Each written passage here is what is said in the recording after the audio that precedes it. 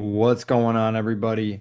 It's Young Man. Today is March 18th, 2026.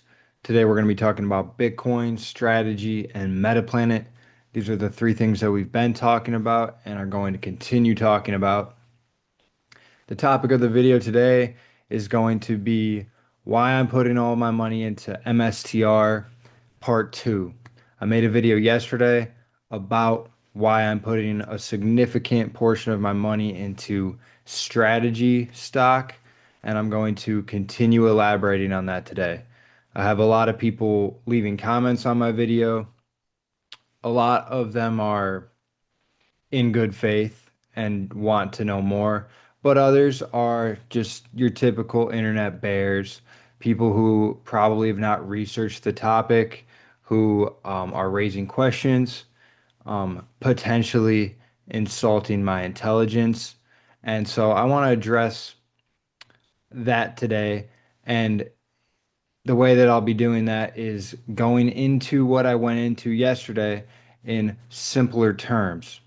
So people that might have not researched what I'm talking about can maybe understand it better. So today I'm going to first give an example that will help illustrate what Michael Saylor and strategy are doing, and then I'll talk a bit about some history. So the example that I thought of today to discuss what MSTR is doing with Bitcoin and how they're using Stretch to accumulate Bitcoin is if we imagine a bakery called Uncle Sam's Bakery, and they cook cookies for the town. They bake chocolate chip cookies for all of the townspeople.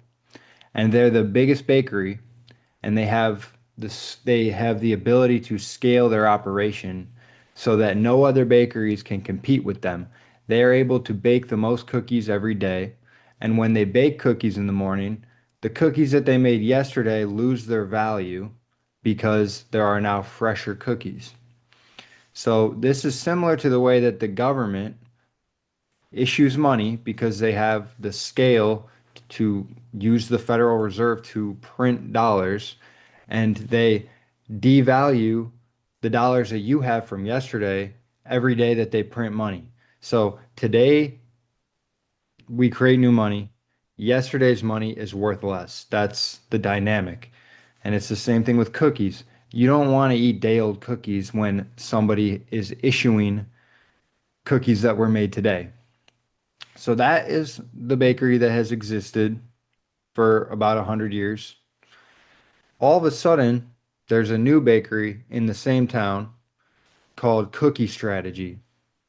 Cookie Strategy has a groundbreaking technology that allows them to store the cookies, and they taste just as fresh today as they will in a week and in a month because they figured out a way to use freezing technology that makes these cookies hold their value. It's store of value technology. So, cookie strategy does not need to bake cookies and add them to the market the way that Uncle Sam's Bakery does. Cookie strategy goes to Uncle Sam's Bakery and they take the fresh cookies off the market. They buy up all the supply of cookies and then they put them in their freezing technology. This is cash being turned into Bitcoin. The cookies from today versus the cookies that are in the freezing technology, they serve the same purpose. They're cookies, just like money and Bitcoin serve the same purpose. They're medium of exchange and store of value. But now, once they're in this technology that cookie strategy has the most of, or has the ability to scale, now the cookies are equal when they're fresh and when they're not fresh, but they have the ability to keep them fresh. So they're killing two birds with one stone. They're taking off the available supply from Uncle Sam's Bakery so the townspeople aren't going to Uncle Sam's Bakery anymore to buy them. And they're also making Uncle Sam's ability to devalue yesterday's cookies by issuing more cookies today. They're taking that ability away because they now have this storing technology that allows them to make the cookies last. So over time, what will happen is cookie strategy will have more cookies than Uncle Sam's cookie factory. No matter how many cookies they bake and they issue out into the market, they don't have the ability to devalue the cookies and they don't have the ability to distribute the cookies. Cookie strategy now has that because they're able to store them. They're able to use time in their favor instead of run backwards against time and borrow from tomorrow and issue today.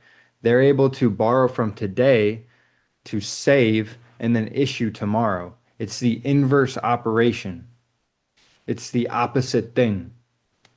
And that's why when people look at central banking, at money printing, and just generally the apparatus that is modern government, they don't feel inspired by it. They feel like they're kept down by it. They think of it as people who are doing wrong. And they're right. It's a gut feeling. Most people understand if someone is stealing your time from you by printing time, they're not on your side. They're working literally against you. And that's why a lot of people have general distaste towards central banking and governments. If someone was doing the opposite of that, it would be logical to be inspired by them and to cheer them on even. That's why I'm wearing a strategy sweatshirt like it's a sports team because I view what they're doing as a net positive for humanity, a net positive for me as an individual, a net positive for all individuals everywhere. Because what they're doing is they're taking this ability to have the collateral that allows you to issue debt away from the legacy system, and they now have it, and they are giving bank accounts to the entire world that give 11% instead of 0.01%. Do you see what I'm saying? That's one way to think of it if you need terms that are more simple. That's what I would say. And if you lost me somewhere along the way after I kept saying cookies, you could try listening again. Or you could go on Strategy's website and try to learn for yourself what it is they're doing because they're very transparent about it. So that's my example. And then the second thing I wanted to discuss is a little bit of history. Because I would imagine a lot of the people who are talking to me in my comments in a tone that seems like it's coming from a boomer, you boomers who are telling me that I'm gambling and that I am being foolish and irresponsible, which maybe you're right, maybe you're right. None of this is financial advice. Here is some history that you might remember. In 1992, George Soros and Stanley Druckenmiller and Secretary Scott Bessent at the time, when he was 29, working for George Soros, they did a little maneuver against, I guess you could say, against the Bank of England, where they shorted the British pound. They borrowed the British pound and they used it to buy a better asset, and then the Bank of England was forced to defend its currency by issuing it, and eventually it imploded and it collapsed upon itself because someone decided that this debt Ponzi scheme that you're running, if I just push on it, if I push on the house of cards, it will collapse and I'll benefit from it. That's what George Soros did in 1992, and that's what collapsed the Bank of England. We are seeing the exact same thing play out. Bitcoin is better collateral. It's harder money. And Saylor is using the tools of the capital markets. He's using Wall Street.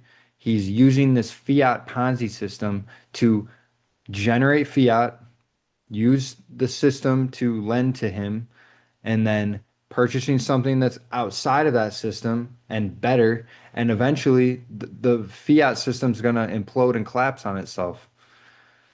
It's not even, I'm not sitting here and making predictions based on the stars. This is mathematical reality. This is if you look into what the existing system is built upon and what the potentially new system is built upon, it's not hard to come to this conclusion. And I don't have much more to say. I said a lot in my previous video, and if you haven't seen that, you should watch that because I go more into what STRC is and the way that strategy is generating capital to run this Bitcoin strategy. So if you're not familiar with any of this, I would go and watch that video. But this is just a little more of a description of why I believe what I believe about this company. And there's still going to be people who are going to be saying source and telling me that I better be careful and I better diversify into Ethereum and Solana and US Treasuries while the United States is entering wars without thinking or using their brain. Um, but yeah, that's inevitably going to happen. But if you did watch my video, I appreciate you. If you subscribe to the channel, I appreciate you. All the support means a lot.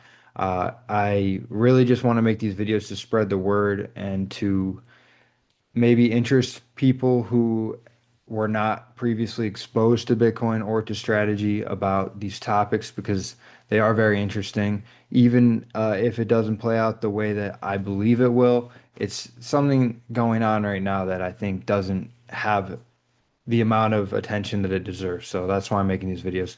And of course, none of this was financial advice, as you know. We're just, as the comments say, speculating. And I could be wrong. So with that, thank you and good luck to everybody. And I appreciate all of your support.